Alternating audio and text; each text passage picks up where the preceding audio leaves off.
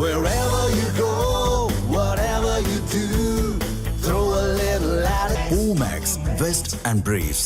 ராமநாதபுரம் தொகுதி பாஜக வேட்பாளர் ஜிபிஎஸ் நாகேந்திரனை ஆதரித்து தேசிய பொதுக்குழு உறுப்பினர் அண்ணாமலை பிரச்சாரம் மேற்கொண்டு வருகிறார். காட்சிகளை பார்க்கலாம். மக்களுக்கு கொடுத்து ஒரு மகானாக வாழ்ந்தவர்.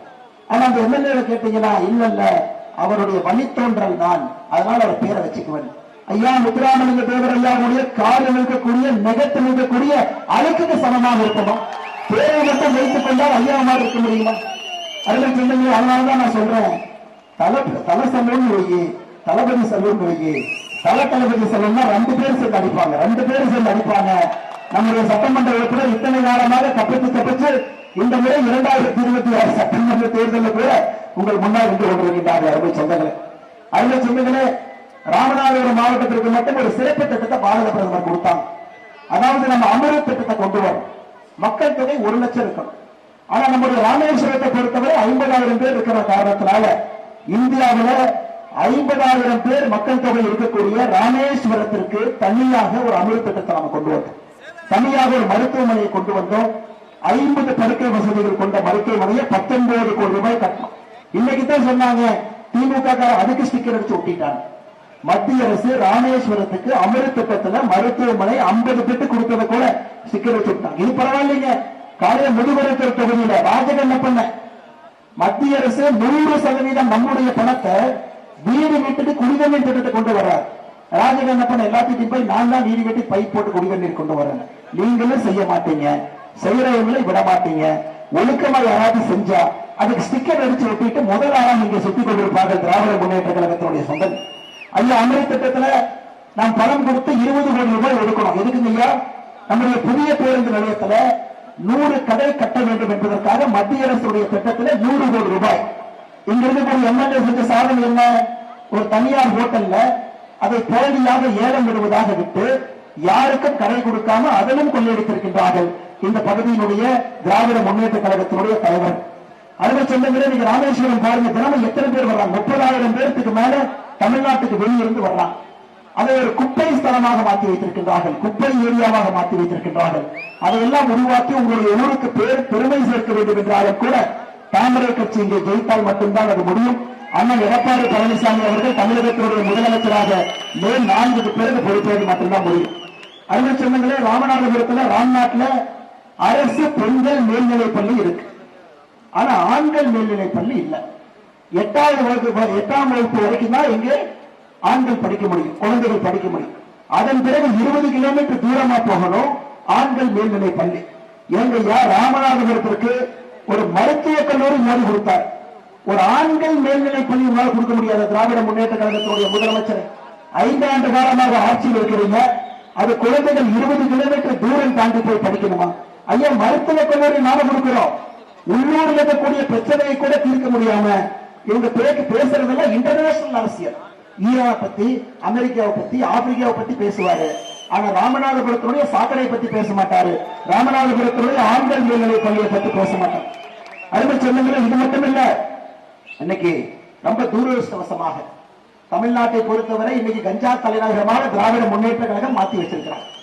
எங்கே பார்த்தாலும் கூட கஞ்சா புழக்க விளக்கம் பள்ளிக்கூடத்தினுடைய திருமுனையில எங்க போனாலும் கூட பார்க்கலாம். ஆனா இன்னைக்கு நீங்க ராமநாதபுரத்தை பார்த்தீங்கன்னா 2022ஆம் ஆண்டு நவம்பர் மாசம் இங்கிருக்கக்கூடிய திமுக கவுன்சிலர் சர்ஃப்ராஸ் நவாஸ் ஜெயினுதீன் 2 பேர் சேர்ந்து 360 கோடி ரூபாய்க்கான கஞ்சாவை கடத்தி 2 பேரும் மாட்டினாங்க. திமுக காரன் இன்னும் சொல்லுங்க. 2024 சென்னையில 70 கோடி ரூபாய் மதிப்புள்ள போதைப் பொருளோடு ராமநாதபுரத்தினுடைய மாவட்ட திமுக சிறுபான்மை பிரிவு நிர்வாகி இப்ராஹிம் மாட்டினார்.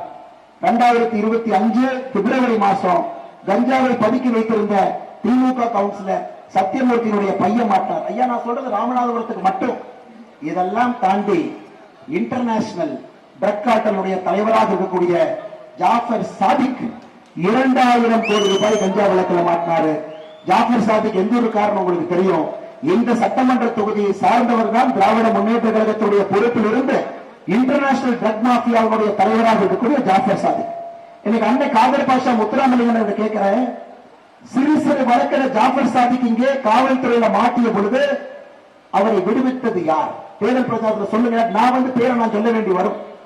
ஜாஃபர் சாதிக்கு சிறு சிறு குற்றங்கள்ல ராமநாதபுரத்துல காவல்துறையில மாட்டிய பொழுது அவரை விடுவித்தது யார்? எந்த திமுக பிள்ளை காவல்துறைக்கு போன் பண்ணி விடுவித்து இன்னைக்கு இவ்வளவு பெரிய இன்டர்நேஷனல் லெவல்ல 2000 கோடி ரூபாய்க்கு போதைப் பொருள் இருக்கும் அளவுக்கு இதை உயர்த்திருக்கக்கூடிய பெருமை ராமநாதபுரத்தினுடைய திராவிட முன்னேற்ற கழகத்தை மட்டும்தான் சாரும் அருமை சொந்தங்களின் பெரியவர்கள். இன்னைக்கு இந்தியாவினுடைய போதைப் பொருளுக்கு தலைநகரமாக தமிழ்நாடு மாறிடுச்சு.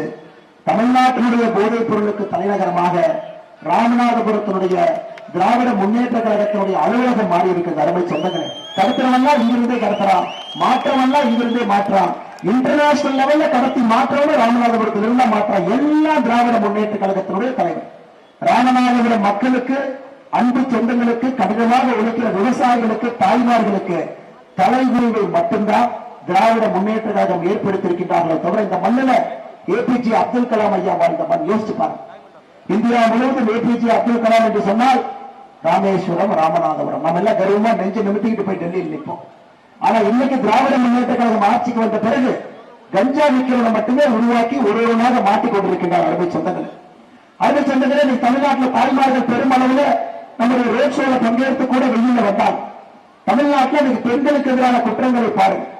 படுகொலைகள் மட்டுமே 8008 படுகொலைகள், கற்பழிப்பு வழக்குகள் 2080, குழந்தைகளுக்கு எதிரான வன்கொடுமை வழக்குகள் போக்சோ சட்டம் என்று சொல்லுவோம் 18 வயசு கீழே 39,900. இதை நான் சொல்றதுனால திமுக காரன் தினமனை திட்டுறான். அண்ணாமலை ஊரெல்லாம் மைக் எடுத்து திராவிட முன்னேற்ற கழகத்தை பத்தி தவறா பேசுறாங்க. ஐயா, நான் பேசுறதை விடுங்க. நேற்று சேலம் மீட்டிங், நேரையே முதலமைச்சர் எஸ் ஸ்டாலின் இருக்கிறார். பக்கத்துல பிரேமலதா அக்கா, தேமுதிக கட்சியினுடைய தலைவி பிரேமலதா அக்கா பக்கத்தில் உட்கார்ந்து இருக்கிறாங்க. அவங்க மைக் எடுத்து என்ன பேசினாங்க சொந்தங்களே நீங்கள் தெரிந்து கொள்ள வேண்டும். பிரேமலதா அக்கா சேலத்துல மைக் எடுத்து பேசினாங்க, கடந்த 5 ஆண்டு காலத்துல எங்கே பார்த்தாலும் கூட தமிழகத்துல பாலியல் வன்கொடுமையும் போதை கலாச்சாரமும் அதிகரிச்சு போச்சு. எனக்கே புரியல, என்னடா பிஜேபி மேடமா இருக்குது, ஏடிஎம்கே மேடமா இருக்குது, பிரேமலதா அந்த மேடையில் ஏறி அவங்க சொல்லிட்டாங்களே. எடப்பாடி என்ன தான் வழக்கமா சொல்லுவாரு, நான் தான் வழக்கமா சொல்லுவேன். பிரேமலதா முதலமைச்சரை வைத்துக் கொண்டு தமிழகத்துல போதை கலாச்சாரமும் பாலியல் வன்கொடுமையும் அதிகமா இருக்கு. ஆனா முதலமைச்சருக்கு பதில் சொல்ல தெரியல. ஏன்னா அந்த கீ கொடுத்த பொம்மையினுடைய கீ அப்ப நின்று போச்சு.